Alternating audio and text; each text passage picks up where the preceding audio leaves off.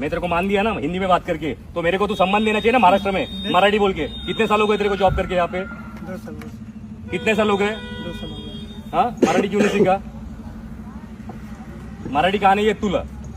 शिकेगा sir. कधी शिकणार? कधी शिकणार मराठी? हा, नाव दाखव जरा.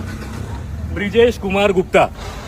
हा छत्रपतींचे फोटो काढताना हा व्यक्ती कुठे, हा वसई फोर्टला असतो बरोबर, सिक्युरिटी गार्ड.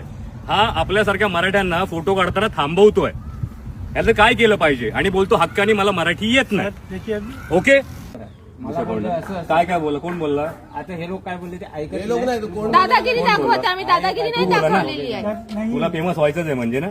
जी सर सुनिए। पहिली गोष्ट, तुला मराठी बोलता येत नाही बरोबर. चल नाही येत नाही येत, पण तू आता भाईगिरी करून ह्याला घेऊन आलास. तुला किती असेल 3 मन? आता लक्षात ठेव, तुला फेमस तर करणार आणि तुला या जॉब असणं तर जावं तर लागणार. आणि तुम्ही छत्रपतीला मान आहे ना इकडे देत नाहीत ना. वसई एकुडेही वसई फोर्ट, इथे छत्रपतींचे व्हिडिओ बनले पाहिजे.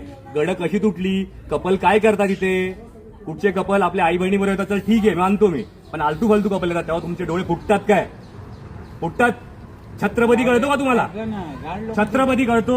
थांबवायचं नाही छत्रपतींना. तुम्ही कशाला आलात साहेब? फालतूगिरी करतोय आणि विचारायला आलात? कोणी काय फालतूगिरी बोलला? करतोय. कपडे घालून काय दारू पितात तिथे मुलं?